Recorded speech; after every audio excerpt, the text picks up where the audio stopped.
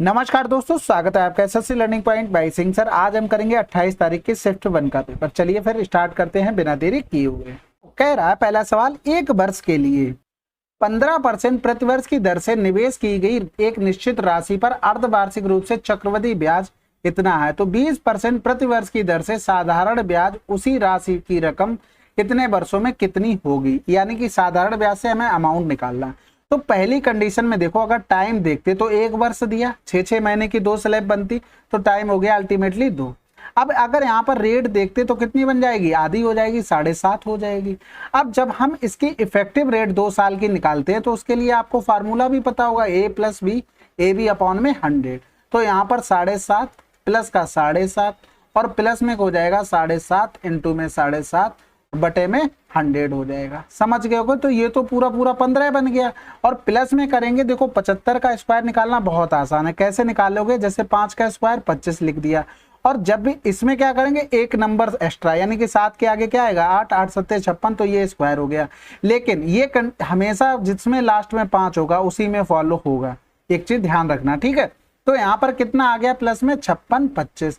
तो देखो पॉइंट कितने के बाद आएगा, एक तो ये था 1 2 और नीचे 100 यानी कि 4 के बाद। तो यहाँ पर हम लिख सकते हैं 15.5625। ये हमारा क्या आया, ब्याज आया, वो भी चक्रवृद्धि ब्याज पे। जब हमने यहाँ पर प्रिंसिपल कितना ले रखा है, 100, तो 100 प्रिंसिपल पर इतना आ गया।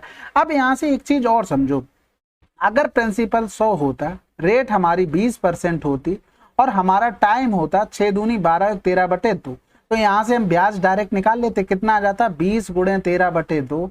यहाँ से कैंसिल आउट किया तो 130 ब्याज आ जाता, बिल्कुल आ जाता। अब यहाँ से एक चीज समझो, ये तो ब्याज आया लेकिन अमाउंट कितना बनेगा, 100 जोड़ देंगे 230। अब यहाँ पर हमें यही कैलकुलेशन अच्छे से करनी थी। 15.5625 और ऊपर दिया गया था 13 जीरो में 7.25 और गुणे में हमें 230 का मान निकालना था। अब आप लोग समझ गए होंगे कि कैलकुलेशन की इसमें भरमार है। तो ये पॉइंट हटाएंगे, सबसे पहले तो 2 से 2 चले गए, लेकिन अभी भी 2 बचे हैं, तो यहाँ पर आगे 0। तो यहाँ से करेंगे तो 25 छक्का 150, बचा कितना 5, 25 दूनी 50, बचा कितना 6, फिर 25 दूनी 50, बचा कितना 12, तो 25 पंजे 125 हो गया। ऊपर करेंगे तो 25 पंजे 125, 5 बचा, 25 दूनी 50, 7 बचा, फिर 25 दूनी 50 हो गया, यानी कि 7 बचा सा, यानी कि 22 बचेगा, 25 ने में 225 हो गया। अब यहाँ पर देखो फिर से काट लो, 25 दूनी 50, फिर 12 बच गया, 12 बचा तो 25 चौकू 100 हो जाएगा, 25 ने में 225 हो गया। अब इधर काट लो इसको, तो 25 अट्ठे 200 होता है, 25 ने में 225, 5 बचा, 25 दूनी 50 हो गया, 9 4 13 हो गया, 13 2 15 हो जाएगा, और ऊपर 5 2 7 2 9 9 9 18 हो जाएगा, यानी कि 3 से कट जाएगा, 3 अट्ठे 24, 3 तिरका 9 हो गया। इधर 3 एकम 3, बचा कितना है 2, 3 सत्ते 21, 1 बचा, 3 चौकू 12, 3 तिरका 9 हो गया। अभी भी कैलकुलेशन में कोई इतना आसानी आपने महारत नहीं हासिल कर ली, अभी भी बहुत कुछ इसमें करना बाकी है। चलो उसके ऊपर भी हम लोग क्या करते हैं, कार्यवाही निभाते हैं भाई। देखो 83 से हम डायरेक्ट भाग करते हैं 1743 में। तो डायरेक्ट जब भी हम भाग करेंगे तो क्या करेंगे, यहाँ से ऑप्शन का सहारा तो ले नहीं सकते क्योंकि अभी हमें गुणा करना पड़ेगा। तो अब इसमें देखो 8 दूनी 16 हो रहा है, यानी कि 2 बार करते हैं, 2 3 6 2 अट्ठे 16 हो गया, तो 14 से 6 गया 8, और फिर बचा इतना ही 83, तो कितनी बार चला गया, एक बार यहाँ से चला गया, यानी कि इससे पूरा ये कितनी बार जा रहा है, 81 बार जा रहा है। अब तो आप कर लेंगे ना, अभी भी कुछ बचा है सवाल में, यानी कि 21 गुणे में 920 हो गया, ठीक है, 0 आ जाएगा। 21 दूनी 42 हो गया, हासिल लगा 4 हो गया, ठीक है, 21 ने में 189 और 4 193 हो गया, तो ये आंसर आ गया। ठीक है, पूरा खेल किसका था, कैलकुलेशन का खेल था। अगला सवाल, एक दुकान के मालिक के पास समान लागत वाली मूल्य की 120 वस्तुएं हैं, वह उनमें से 25% को 25% लाभ पर बेचता है, शेष वस्तुओं में से 1/3 वस्तुओं को 30% की हानि पर बेचता है, और शेष वस्तुओं को 15 वस्तुओं के लागत मूल्य के बराबर लाभ पर बेचता है। पूरे सौदे में उसके लाभ परसेंटेज बताइए। अब देखो यहाँ से समझने की कोशिश करना। देखो 120 वस्तुएं थी, हमने मान लिया कि एक वस्तु का मूल्य इतना है, तो टोटल कितना हो गया 1 0 1 2 0 0 और 0, ठीक है। अब इसमें से 25% वस्तुएं, तो 25% वस्तुएं कितनी हो गई, 30 हो गई। इस पर कितना 25% का प्रॉफिट हो गया, यानी कि 25 या 75, 750 का प्रॉफिट हो गया।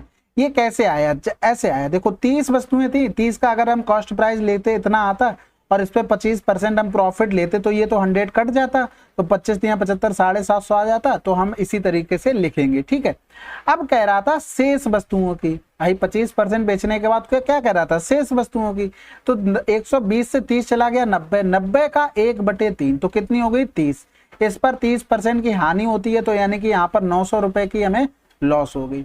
अब जो वस्तुएं बची हैं, देखो अब हमें निकालने की जरूरत नहीं है वो कितनी बची हैं। उसने कहा 15 वस्तुओं के लागत मूल्य के बराबर लाभ पर बेच दिया, यानी कि उसने यहाँ से कितना लाभ ले लिया 1500।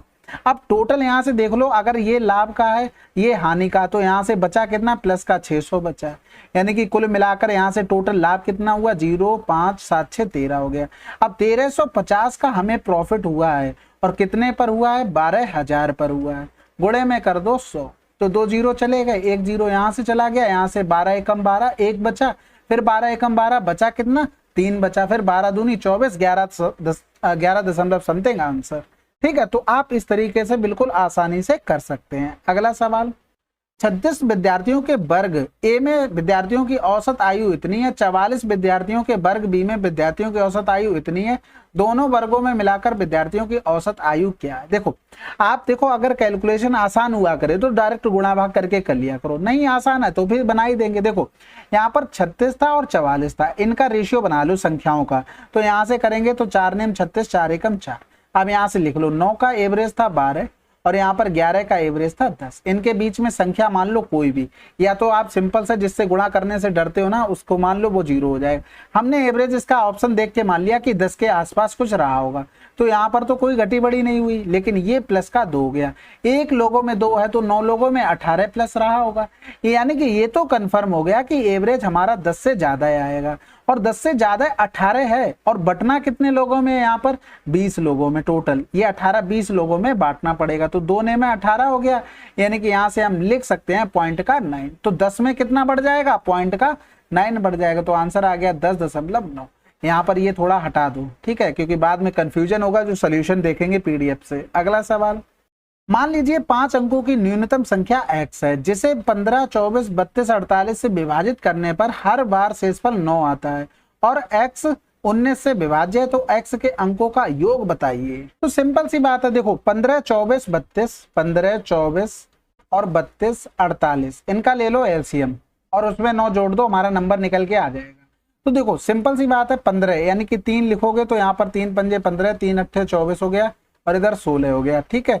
5 तो किसी में आना नहीं, 5 यहाँ लिख दो, 5 चला गया। 8 लिख लो, 8 एकम 8 हो गया, और 8 चौक 32 हो जाएगा, 8 दूनी 16 हो जाएगा, ठीक है। अब 4 और 2 का एलसीएम 4 हो गया, बस खत्म हो गई। तो 8 तियां 24 हो गया, 5 चौको 20 हो गया, यानी कि 24 दूनी 48 हो गया, 480। तो हमारा जो नंबर रहा होगा 480 के प्लस का 9 रहा होगा। लेकिन अब यहाँ पर ये भी देखना पड़ेगा 19 से ये नंबर डिविजिबल है।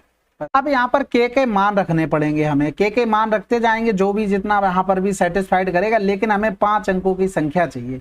तो एक चीज देखो, यानी कि 480 में अगर मान लो 20 का गुणा करते तो 2 0 48 दूनी 96, ये कई अंकों का नंबर आया 4 अंकों का आया, यानी कि इससे तो नंबर बड़ा रहा होगा, यानी कि हासिल भी कहीं ना कहीं आएगी। तो 480 में हम 21 का गुणा करके देखते हैं, यानी कि 0 हो गया, 21 अट्ठे 168 हो गया, यहाँ से लगा 16 हो गया, 21 चौक 84, 84 में अगर हम 10 जोड़ देंगे तो 94, 94 और 6 कितना हो जाएगा 100 हो जाएगा। तो यहाँ से समझ में आ गई। अब यहाँ पर एक चीज और देखनी पड़ेगी, यानी कि हमने के बराबर तो 21 रखा, लेकिन हमें यहाँ से देखना पड़ेगा कि ये कट रहा है कि नहीं कट रहा है। 10080 प्लस का 9 बटे में 19 करना पड़ेगा, तो 10089 अपॉन में 19। तो यहाँ से करेंगे 19 दूनी 19 चौक 19 बना 95 सीधा होगा ना, 19 बना 95 5 बचा, ठीक है। 19 तियां 57 हो जाएगा, 19 एकम 19, 19 से भी कट रहा है, तो यानी कि एग्जैक्ट हमारा नंबर ये वाला रहा। तो 8 1 9 और फिर 9 9 18 हो जाएगा। क्यों हो जाएगा? क्योंकि ये पूरा आया ना टोटल नंबर, तो इनका हम सम करेंगे तो यही तो बनेगा जाके, ठीक है। तो ये चीज ध्यान रखना। अच्छा सवाल है, इतना लंबा वैसे एसएससी में तो नहीं पूछा गया, और पूछा जाता तो आप लोग कर लेंगे। अब 2 बोतलों की ऊंचाई इतनी है, एक बोतल बेलनाकार है जिसके आधार का व्यास इतना सेंटीमीटर, दूसरी बोतल का तल वर्गाकार है जिसकी भुजा 12 सेंटीमीटर है, इनकी क्षमताओं का योग क्या होगा?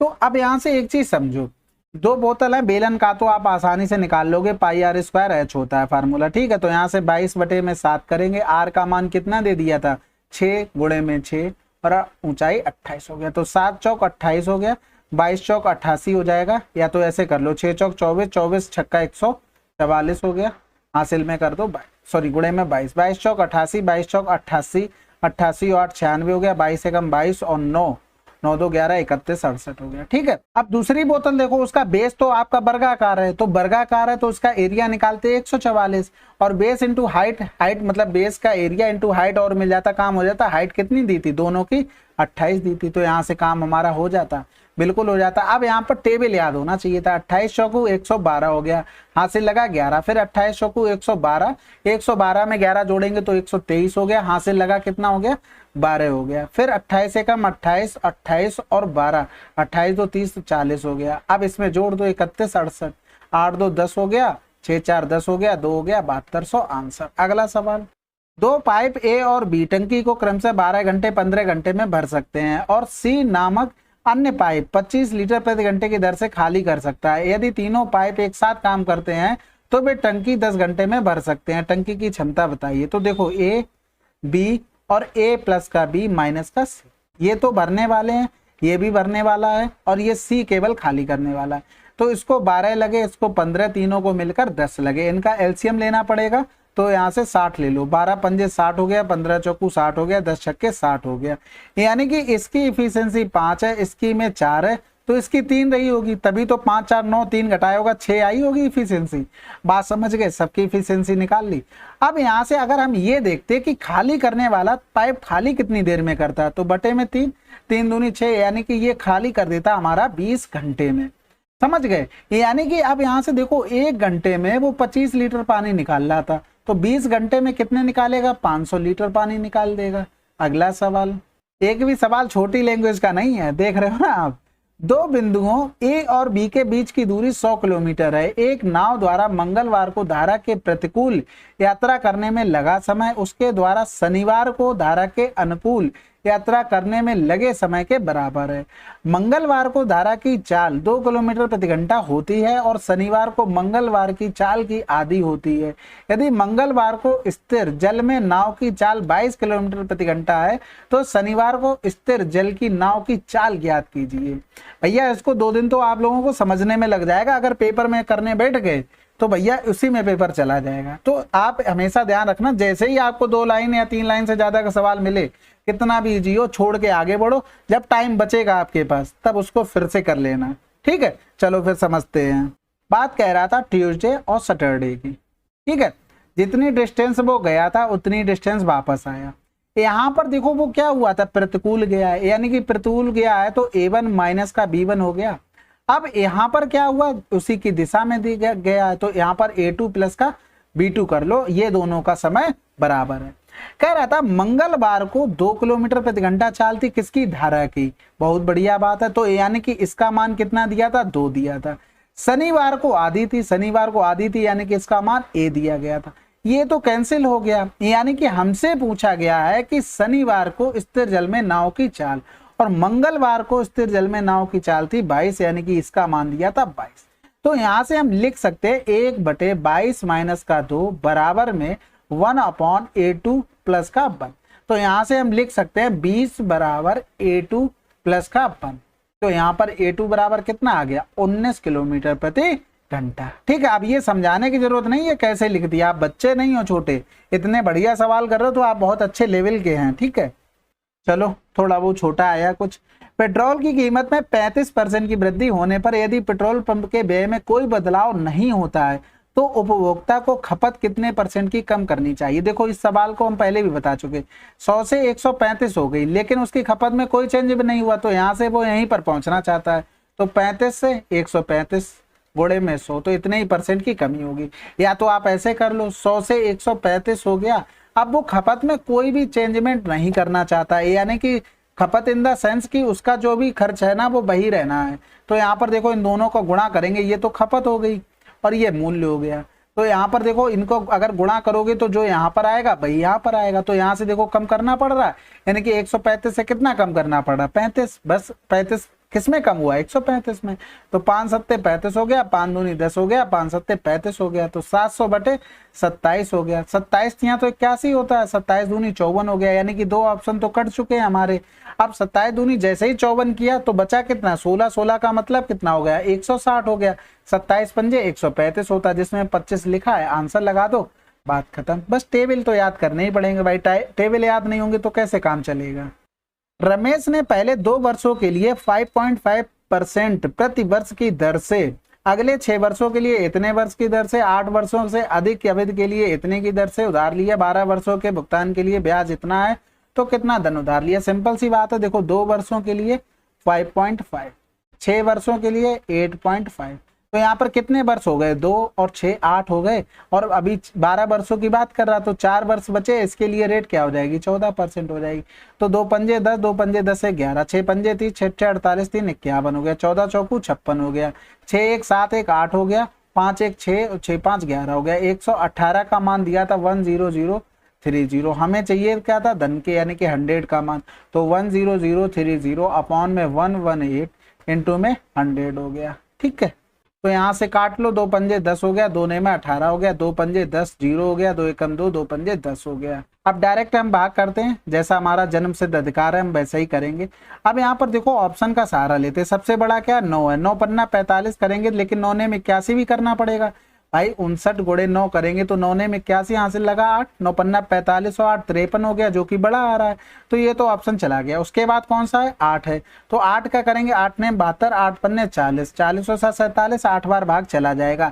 तो यहाँ पर हम क्या करते हैं, ऑप्शन का सहारा लेके फटाफट मारते हैं। 8 ने 72 हो गया, 8 पन्ना 40 और 7 47, 11 से 2 गया 9 बच गया, 9 से 7 गया 2 बच गया, फिर उतारा लिया 5 हो गया। ठीक है, अब इसके बाद फिर से देखो, ये तो पूरा पूरा भाग जाने को कह रहा कि पूरा पूरा चला गया, लेकिन ऐसा तो नहीं हुआ। आंसर लगा दो, बात खत्म, 5 बार चला भी जाएगा। 5 ने 45, 55 25 और 4 29।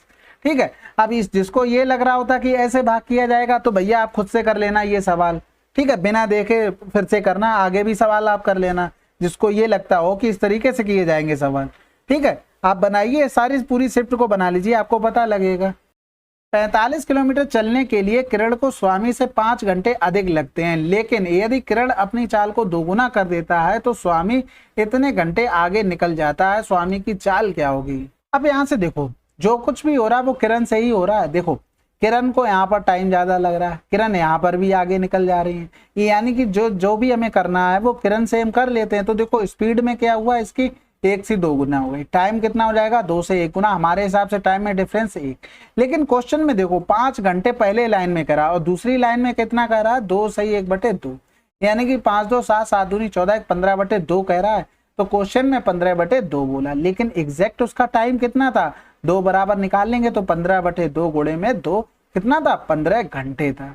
बात समझ में आ गई। अब उसको क्या लग रहा था, 5 घंटे कम लग रहे थे, किसको, स्वामी को, तो 15 माइनस का 5 तो कितना हो गया, 10 घंटे हो गया।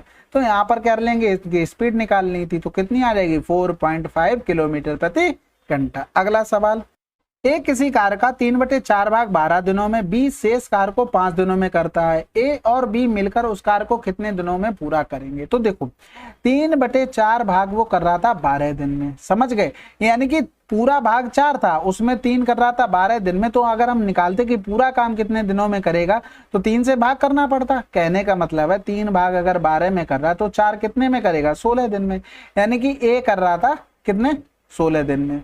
अब इसी तरीके से बचा कितना काम भाई, 4 में से 3 काम हो चुका था तो एक ही तो काम बचा, तो एक काम कर रहा था 5 दिन में, 4 काम करेगा कितने, 20 दिन में। तो बी के लिए कितना हो गया, 20 दिन हो गया। बस सिंपल है, 16 गुणे 20 और बटे में 6 36 कर दो, तो 4 चौकू 16, 4 9 36 हो गया, 80/9 कर देंगे, 9 8 72, 8/9 हो गया। ठीक है, और ये चीज हमने बता भी रखी, अगर ए कर रहा है x दिन में, बी कर रहा है y दिन में, और अगर दोनों का पूछा जाए कितने दिनों में करेंगे तो हमेशा याद रखो x × y अपॉन में x प्लस का y। अगला सवाल, एक व्यक्ति बिंदु ए से बिंदु बी तक एक कार से 54 किलोमीटर प्रति घंटे की औसत चाल से यात्रा करता है और अपनी बाइक पर इतने की औसत चाल से वापस आता है। यदि पूरी यात्रा की औसत चाल इतनी है तो x का मान, देखो आने जाने की डिस्टेंस तो कांस्टेंट हो गई, तो एवरेज स्पीड का फार्मूला 2xy अपॉन में x प्लस का, तो यहाँ पर करेंगे 2 गुणे में 54 y का मान हो गया इतना, यहाँ पर हो गया 54 प्लस का x बराबर में हो गया 47.25। ठीक है, आप समझ गए होगे कि कैलकुलेशन तो आपको करनी ही पड़ेगी और कैलकुलेशन तो भयंकर करनी पड़ेगी। यहाँ से कर लो पहले तो 100, तो 25 चौकू 100 हो गया, यहाँ से करेंगे 25 से कम 25, बचा कितना है 25 में अगर 20 जोड़ते तो ये आ जाता 45, यानी कि 22 बचा है। तो 22 25 अट्ठे 200 हो जाएगा। ठीक है, फिर बचेगा 22, 25 ने में 225 हो गया। अब यहाँ पर देखो इतना आ गया, आप करते हैं थोड़ा गुणा भाग, यानी कि 8 1 9, 9 छक्का 54 हो गया, 9 दूनी 18, 9 एकम 9 हो गया। अब यहाँ पर 3 दूनी 6 हो गया, 3 सत्ते 21 हो गया। फिर करेंगे 4 दूनी 8 दूनी 16 बराबर में 7 गुणे में 54 और प्लस में हो जाएगा 7x, यहाँ पर कर दो 16x। तो इधर आ जाएगा 16 से 7 घटाना पड़ेगा तो 8 9, यानी कि 9x बराबर में 7 गुणे में 54 और ये हो जाएगा 9 छक्का 54 और 7 छक्का। ठीक है, कैलकुलेशन थी, बाकी तो आप कर ही लेंगे, फार्मूला तो आपको पता ही है। ठीक है, शिव का मानना है उसका भार 65 केजी से ज्यादा लेकिन 72 केजी से कम है। शिव की बहन उससे सहमत नहीं है और सोचती है कि शिव का भार 60 केजी से ज्यादा लेकिन 70 केजी से कम है। उनके पिता का मानना है कि उसका भार 68 केजी से ज्यादा नहीं हो सकता। यदि वे सभी अपने अनुमान में सही हैं तो शिव का विभिन्न संभावित भारों का औसत क्या होगा। अब यहाँ से समझो बात को। सबसे पहले तो उसने खुद ने बताया कि हमारा 65 से 70 के बीच में है, लेकिन सिस्टर आई, सिस्टर ने कहा कि 60 केजी से 70 के बीच में होगा, या 72 था, ठीक 70 के बीच में होगा। तो ये वाला तो कैंसिल हो गया क्योंकि उसने लास्ट में कह दिया कि सभी के अनुमान सही हो, तो ये तो गलत हो गया क्योंकि हमें 65 से ज्यादा ही लेना पड़ेगा, ये भी तो अनुमान सही होगा। अब पिताजी आए, उन्होंने सीधी एक बात कही, नहीं नहीं 68 के से ज्यादा नहीं हो सकता, 68 हो सकता है लेकिन उससे ज्यादा नहीं। तो एक तो ये नंबर मिल गया और आपके पास कौन कौन से ऑप्शन बचे, एक तो यहाँ पर 66 हो सकता है, एक यहाँ पर 67 हो सकता है, एक ये 68। तो एवरेज क्या हो गया 67। अगला सवाल, 6 अंकों की संख्या दी गई थी, ये 112 से विभाज्य तो a इंटू बी का मान। तो सबसे पहले तो संख्या लिखते हैं, इस पर हमें कार्रवाई करनी पड़ेगी। अब यहाँ से पकड़ो 112 को, तो यहाँ पर 16 सत्ते 112 होता है, यानी कि 16 सत्ते 112 मतलब 4 गुणे 4 गुणे में 7। तो देखो यहाँ पर 8 भी हो सकता है। अब 8 के लिए देखो लास्ट के 3 डिजिट देखने पड़ते हैं, यहाँ पर तो 8 है तो इनकी कहानी खत्म, यानी कि 4 की डिविजिबिलिटी चेक कर लेते हैं। तो यहाँ पर बी के मान के लिए यहाँ पर देखो क्या क्या आ सकता है, देखो 4 पंजे 20, 4 छंग 24, 4 सत्ते 28 हो गया बस, यानी कि 0 4 8 आ सकता है। 0 हम ले नहीं सकते क्योंकि हमें ऑप्शन में 0 नहीं दिया, तो ये कैंसिल आउट हो गया। अब बचा क्या, हमारे पास 4 बचा और 8 बचा। अगर मान लो हमने a इंटू बी, इसमें अगर 8 रखा तो हमारे पास देखो 8 का मल्टीपल में होना चाहिए, तो 8 का मल्टीपल ऑप्शन में केवल 24 है, यानी कि यहाँ पर 3 आना चाहिए।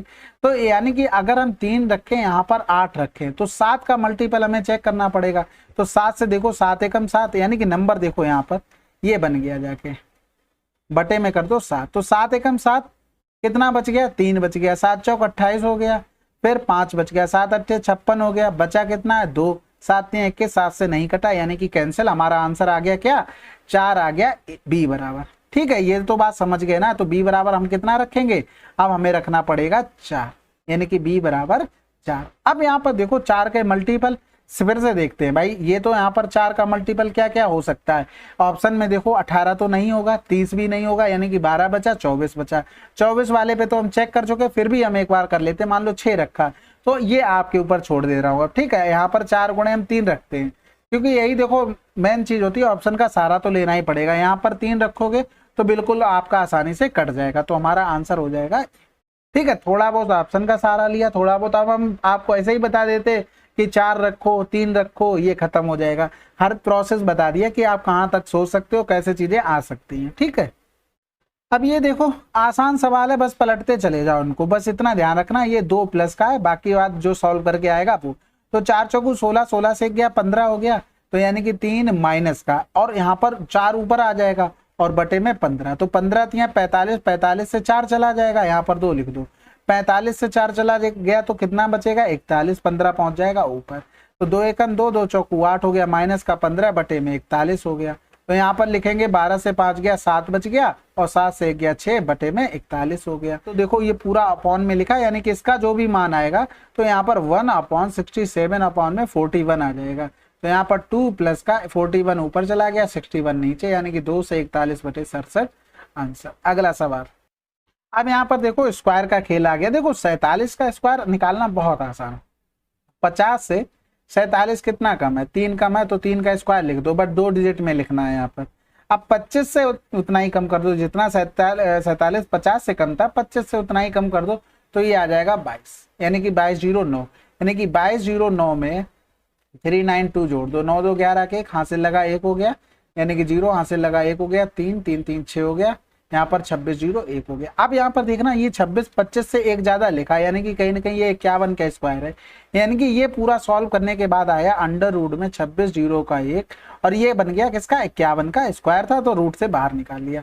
अब ये 44 आया, 44 8 9 आ रहा। अब यहाँ पर देखो अगर हम लिखते 60 का स्क्वायर तो कितना आ जाता, 3600 आ जाता। अगर हम लिखते 70 का स्क्वायर तो 49 आ जाता, यानी कि नंबर कहीं ना कहीं इसके बीच में है, और यूनिट डिजिट स्क्वायर करने पे ये मिलनी चाहिए थी, तो यानी कि या तो 63 होगा यहाँ पर, या तो 67 होगा। तो ये देख लो 4489 ये किसकी तरफ इंक्लाइंड हो रहा है, ये भी तो चीज समझना पड़ेगा।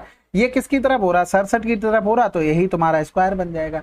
यानी कि ये किसका था, 67 का स्क्वायर था, तो यानी कि रूट में हमारे पास क्या आ गया, 67 माइनस का 51, तो 7 से 1 गया 6 हो गया, 6 से 5 गया 1, रूट में हो गया, तो आंसर क्या आ गया 4। अगला सवाल, आंशिक रूप से जल से भरे एक लंबवृत्तीय बेलनाकार बर्तन में 18 सेंटीमीटर व्यास का एक गोला गिर जाता है। बेलनाकार बर्तन के आधार की त्रिज्या गोले की त्रिज्या का 2 गुना है। यदि गोला पूरी तरह से पानी में डूब गया है तो बेलनाकार बर्तन में पानी का स्तर कितना ऊपर उठेगा। जितना उसका वॉल्यूम होगा वो वॉल्यूम बराबर कर दो गोले के वॉल्यूम का, उसके वॉल्यूम से, और हाइट उसकी अलग से माननी पड़ेगी। तो देखो बेलन का आयतन पाई आर स्क्वायर एच हो गया, और अर्ध गोला गिरा था कि पूरा गोला गिरा था, ये भी तो समझना पड़ेगा। गोला था तो 4/3 पाई आर क्यूब हो गया, समझ गए। यानी कि यहाँ से पाई काट दो।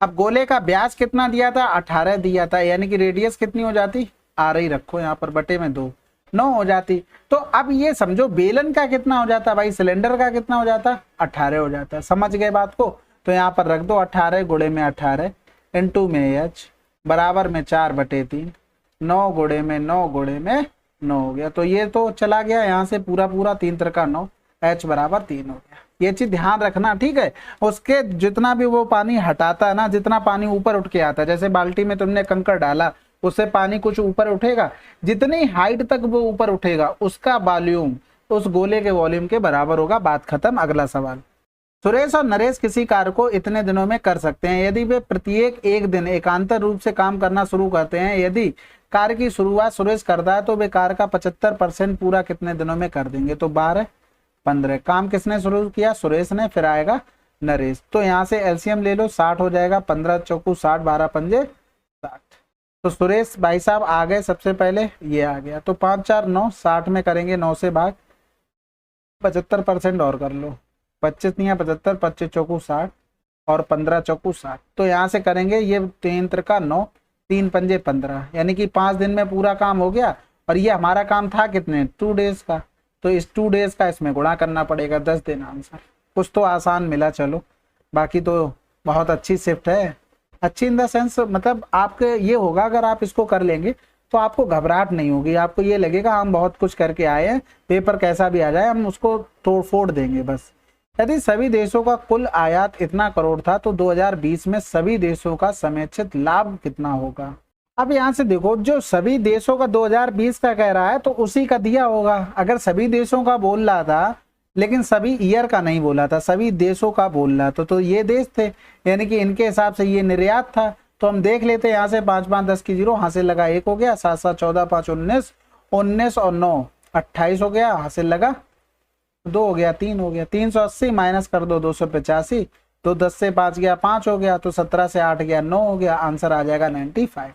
ठीक है, तो जिस ईयर का बात कर रहा है उसी का वो दिया गया। अगला सवाल, एक कक्षा के 48 विद्यार्थियों का औसत इतना है, यदि शिक्षक का भार भी शामिल कर लिया जाए तो औसत भार में इतनी केजी की वृद्धि होती है। शिक्षक का भार क्या है, देखो सिंपल सी बात है कि उसके आने से वृद्धि हो रही, यानी कि 37 से तो ज्यादा रहा। अब यहाँ पर हो गए टोटल 49 लोग, और 49 लोगों में 1.2 की 1 में वृद्धि हो रही, हम टोटल निकाल ले रहे। तो 12 ने में 108 हो गया, हासिल लगा 10, 12 चौक 48 और 10 58 हो गया, यानी कि 58.8 ज्यादा रहा होगा। तो ये 8 आ गया, 8 7 15 की 5, हासिल लगा 1 यानी कि 95.8। अगला सवाल, एक विद्यार्थी ने 30% अंक प्राप्त किए और 50 अंकों से अनुत्तीर्ण हो गया, जबकि 42% अंक प्राप्त करने वाले एक अन्य विद्यार्थी ने न्यूनतम आवश्यक उत्तीर्ण अंकों से इतने अधिक प्राप्त कर लिए। परीक्षा के लिए उत्तीर्ण अंक क्या थे? देखो, एक ने 30% प्राप्त किए, अगर इसे 50 और मिल जाते तो पास हो जाता। अब दूसरे वाले को 42% मिल गए, लेकिन अगर उसे इतने कम भी मिल जाते तब भी वो पास हो जाता। यानी कि ये भी न्यूनतम अंक हो गए, ये भी न्यूनतम हो गए, दोनों को हमने बराबर कर लिया। यानी कि 8 5 5 10 हो गया और ये उधर चला जाएगा, यानी कि 12 बराबर इतना है, तो 100 बराबर हमसे पूछा गया था। ठीक है, तो 12 ने में 108 यानी कि 900 हो गया। परीक्षा के लिए उत्तीर्ण अंक क्या? अच्छा, उत्तीर्ण अंक पूछे गए, 900 तो टोटल हो गए, यानी कि 30% उसे निकाल लें और उसके बाद 50 मिल जाए तो उत्तीर्ण अंक आ जाएंगे। तो 270 प्लस का हम 50 कर देंगे, 9 3 27, ठीक है ना? हाँ तो ठीक है, 0 7 5 12 320 आंसर। अगला सवाल, 3 भागीदारों ए बी सी प्रत्येक में 48,000 का निवेश करके एक व्यवसाय शुरू किया। 5 महीनों के बाद ए ने व्यवसाय छोड़ दिया, 9 महीनों के बाद बी ने व्यवसाय छोड़ दिया और 12 के बाद सी ने व्यवसाय छोड़ दिया। यदि कुल अर्जित लाभ इतना, तो सी का हिस्सा बी के हिस्से से बी से कितना प्रतिशत अधिक है? अब यहाँ से समझने की बात करना है, यहाँ पर क्या लिखा है? प्रत्येक कह रहा था, यानी कि ए बी सी, यानी कि 48 हजार आएगा ना, तो हमने 0 पहले से ही हटा दिया। ठीक है, क्योंकि बाद में काटना पड़ेगा, तो फायदा क्या, पहले ही कर लो। अब इन्होंने 5 महीने बाद छोड़ दिया, यानी कि 5 महीने के लिए किया ए ने, बी ने 9 महीने के लिए किया, इसने पूरे 12 महीने के लिए किया, तो ये तो कैंसिल आउट हो गया। यानी कि रेशियो हमारे पास आ गया 5 9 12, यानी कि 9 5 14 14 12 26 हो गया। 26 का मान दिया गया था 5850। हमसे पूछा गया था सी और बी के से कितना प्रतिशत अधिक है, यानी कि ये पूछा गया था, तो इसकी भी जरूरत नहीं है भाई, यहाँ से ये बिल्कुल हटा दो, हमें तो इसकी जरूरत भी नहीं पड़ी। तो देखो यहाँ से सी बी से कितना अधिक है, तो 3 अधिक है, और किससे? बी से गुणा कर दो 100, यानी कि 33 से 1/3। यानी कि हमें तो कुछ करना ही नहीं था, हमें तो केवल टाइम पर काम करना था, तो 5 9 12 दिया था, उसी पे काम हो जाता। अगला सवाल, एक ट्रेन 6 घंटे में अपने गंतव्य तक पहुंचने के लिए 54 किलोमीटर की चाल से यात्रा कर रही है, लेकिन 20% दूरी तय करने के बाद इसका इंजन बिगड़ जाता है, जिसके कारण ट्रेन 33 मिनट की देरी हो जाती है। गंतव्य तक पहुंचने के लिए ड्राइवर को ट्रेन के चाल को कितने % बढ़ाना चाहिए? मतलब उसको सही समय पर पहुंचना है। आप देखो, बहुत लोगों ने ट्राई किया, आप थोड़ी सी चीज समझाएंगे तो हो सकता है काफी लोगों का ये सवाल हो जाए। देखो, सिंपल सी बात ये समझो, जैसे मान लो तुम यहाँ से यहाँ जा रहे हैं, यहाँ पर ये आपकी टोटल डिस्टेंस दे दी आपको कि 6 घंटे में ये कवर करनी, लेकिन आप जैसे ही यहाँ पर पहुंचे, यहाँ पर आपका स्कूटर वगैरह या बाइक स्कूटी किसी से भी जा रहे, वो यहाँ पर आपकी खराब पड़ गई। अब यहाँ पर एक चीज समझो, आप मैकेनिक को बुलाओगे, यहाँ पर कुछ टाइम खराब हो जाएगा। यानी कि आपको ये चीज समझनी है, जैसे यहाँ पर 3 घंटे लग गए, तो यहाँ पर भी 3 घंटे लगने चाहिए थे, लेकिन यहाँ पर जो टाइम खराब हो गया, इसकी तो भरपाई करनी पड़ेगी। इसकी भरपाई कैसे करोगे? आप स्पीड बढ़ाकर करोगे। जब स्पीड बढ़ा दोगे तो टाइम कम लगेगा, यानी कि जो भी जो टाइम यहाँ पर तुम्हारा खराब होगा, वो 3 में से कम करना पड़ेगा। यही एक्स टाइम यहाँ पर खराब हो रहा है और वही यहाँ पर हो रहा है, यानी कि 33 मिनट की जो भरपाई करनी पड़ेगी, तो वो टाइम हमें माइनस करना पड़ेगा। यानी कि कहने का मतलब आप ये समझने की कोशिश करना कि 20% जा रहा था वो, तो 20% का मतलब क्या हुआ? 8% वो जा रहा है, तो उसको लग रहा है 6 घंटे, तो 20% जाता तो उसको 6/5 घंटे लगते, बिल्कुल लगते। अब टोटल टाइम हमें 6 था, 6/5 इससे हटा दो तो हमें और कितना टाइम लगना था? 24/5 घंटे हमें और लगने थे। यानी कि कहने का मतलब है, ये एक दूरी रही, ये 20% थी। अब ये यहाँ से यहाँ तक की ये दूरी रही, ये 80% हो गई। यानी कि अब जो हमें कंपेयर करना है, उनके लिए डिस्टेंस तो कांस्टेंट हो गई। यानी कि हमें लगना था 24/5 घंटे, लेकिन यहाँ पर जो टाइम खराब हुआ है उसकी तो भरपाई करनी पड़ेगी, तभी तो स्पीड बढ़ाओगे, यानी कि स्पीड बढ़ाने से उसकी भरपाई होगी। तो यानी कि 24/5 घंटे में पहुंचना था, लेकिन अब जब स्पीड बढ़ा दोगे तो इतनी हमें टाइम कम करना पड़ेगा, तभी हम वो सही समय पर पहुंचेंगे।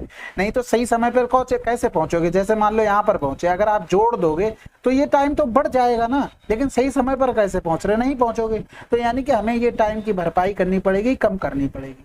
आप समझ गए होगे अच्छे तरीके से। यानी कि 3 एकम 3 3 एकम 3 3 दूनी 6 हो गया, यानी कि 96 माइनस का कर देंगे 11 बटे में हो गया 20, तो ये 5 हो गया, 9 से 1 गया तो 8 हो गया बटे में 20।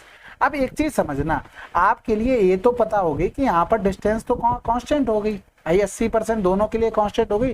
तो टाइम में रेशियो क्या हो गया, 24/5 हो गया और 85/20 हो गया। तो यहाँ पर अगर हम रेशियो बनाते टाइम का तो 96 और 85 आ जाता। तो स्पीड में रेशियो क्या आ जाता, 85 और 96 आ जाता। कितनी स्पीड बढ़ानी पड़ी, 11 स्पीड बढ़ानी पड़ी। किससे बढ़ानी पड़ी, 85 से। परसेंटेज में पूछा, गुणा कर दो। तो ये 17 हो गया, ये 5 दूनी 10 हो गया। यानी कि हम लिख सकते हैं 220/17। तो 17 एकम 17 बचा 5, तो 17 तिया 51 तो ज्यादा हो जाएगा, तो 17 दूनी 34 यानी कि 12.94% आंसर आ जाएगा। काफी अच्छा सवाल है, इसको कहीं अच्छे से नोट करके रख लेना। चलो फिर अगला सवाल करते हैं। दो चचेरे भाइयों की वर्तमान आयु का अनुपात इतना है, 5 वर्ष बाद उनकी आयु का अनुपात इतना है, ठीक है। 8 वर्ष बाद उनकी आयु का अनुपात क्या होगा। तो यहाँ से एक चीज बात समझो, 4 से अगर 37 पे गए तो 33 का डिफरेंस आया। 61 से अगर 7 का डिफरेंस करेंगे तो इतने का आएगा, बिल्कुल सेम डिफरेंस नहीं आएगा। तो हमें डिफरेंस बराबर करना पड़ेगा, यानी कि यहाँ पर 4:7 लिखो, यहाँ पर 37:61 लिखो। इनका डिफरेंस करेंगे तो देखो 11 से 7 गया 4 हो गया, और 5 से 3 गया तो 2 हो गया। यहाँ से 7 से 4 गया तो 3 हो गया। यानी कि हमें इसको भी 24 बनाना, तो 8 का गुणा कर लो। तो 8 चौक 32 हो गया, 8 सत्ते 56 हो गया, इधर में 37 हो गया, इधर में 61 हो गया। देखो 5 का डिफरेंस आ गया दोनों में, तो 5 बराबर 5 हो गया। यानी कि जो भी एज हमारी निकल के आई है प्रेजेंट वाली, वो एकदम परफेक्ट है, ठीक है। अब 8 वर्ष की कह रहा था, तो सब में 8 8 जोड़ दो, तो ये 40 हो गया। इसमें 8 जोड़ेंगे तो 8 से 14 हो गया। तो यहाँ से करेंगे 8 पन्ना 40, 8 8 64, आंसर आ गया। अगला सवाल, दो उम्मीदवारों के बीच हुए एक चुनाव में 15% मतदाताओं ने अपने वोट नहीं डाले और 10% मतों को अवैध घोषित कर दिया गया। विजयी उम्मीदवार को इतने मत मिले जो कुल वैध मतों का 72% थे। तो वैध मतों की कुल संख्या कितनी थी। अब देखो इस सवाल में क्या करो, ये जो लाइन कह रहा ना, ये वाली लाइन, ये ऊपर वाली लाइन, इनको बिल्कुल उड़ा दो। कहना हमें तुमसे कोई मतलब नहीं है, ठीक है, कोई पंचायत नहीं। हमने मान लिया कि वैध मत इतने थे, इसका 72% करते तो कितना आ जाता है, इतना आ जाता, जो कि मान दिया था इतना हमको, ठीक है। तो 18 चौक 72 हो गया। फिर यहाँ से करेंगे तो 18 से काट लेंगे तो 18 पंजे 90 ज्यादा हो जाएगा, 18 चौकू 52 हो गया, 18 चौक 72 हो गया, 10 बच गया। फिर 18 छक्का 108 ज्यादा हो जाएगा, 18 पंजे 90, 90 किया तो बचा कितना है, 10 इधर बचा और 6 16 बचा, 18 ने में 162 हो गया। इधर करेंगे ये 25 बार चला गया, तो x का गुणा कर देंगे 25 ने में 225। यूनिट डिजिट से तो काम नहीं हुआ, लेकिन एक बार और करेंगे तो काम हो जाएगा। हासिल लगा 22 हो गया। तो 25 पंजे 125, 125 में 22 जोड़ा तो 145 और 247 हो जाएगा। और हासिल लगा कितना हो गया, 14 हो गया, ठीक है। तो 25 चौकू 100, 100 में 14 जोड़ दिया तो 114 हमारा आंसर आ गया। समझ गए। तो फर्स्ट की लाइन बिल्कुल बेकार दी हुई थी। चलिए फिर ये शिफ्ट भी आपकी समाप्त हो गई, और कमेंट करके बताइएगा, ये बहुत अच्छी शिफ्ट थी। आप लोग कमेंट करके बताइएगा आप लोगों को कैसा लगा इसमें, ठीक है। कोई भी सवाल इतना आसान नहीं था, सभी बहुत बढ़िया सवाल थे और बड़े बड़े सवाल थे। कोई नहीं, कैलकुलेशन की बात होती है। चलो फिर मिलते हैं अगले वीडियो में, तब तक के लिए जय हिंद, जय भारत।